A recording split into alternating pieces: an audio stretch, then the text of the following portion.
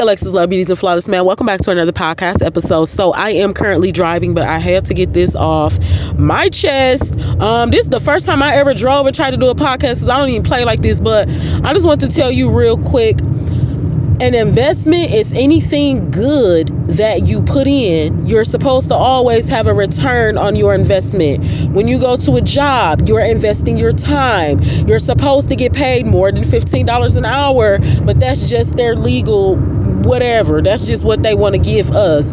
Anything that you put out is an investment, whether that investment is a good investment or a bad investment. When you tell somebody that you love them, they should be loving you back. When you're speaking life into somebody, they should be speaking life into you back.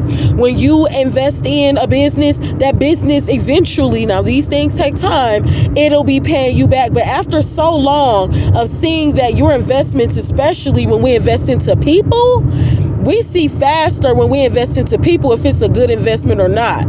So investing in a business is always going to be a great risk to take always. But investing in a person, that investment is something that you'll be able to see if you're going to get a good return or a bad return back on that sometimes. So an investment is simply something that you're putting in. You should always get a return on that. You reap what you sow.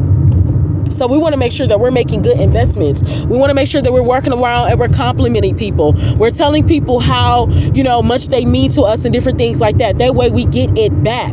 But when we get it back, it might not be back from the people you're expecting it from. So understand that you always are going to get your investment. They might not come back from the same person, the same energy that you put into it, but it will come back. And you always have to remember, this is why you remain a good person. Because people say, well, I'm just finna stop being good because I don't be seeing nothing in it. Well, I thought about that, but if you really good in your heart and your soul, you can't be nothing else. But your investment comes back.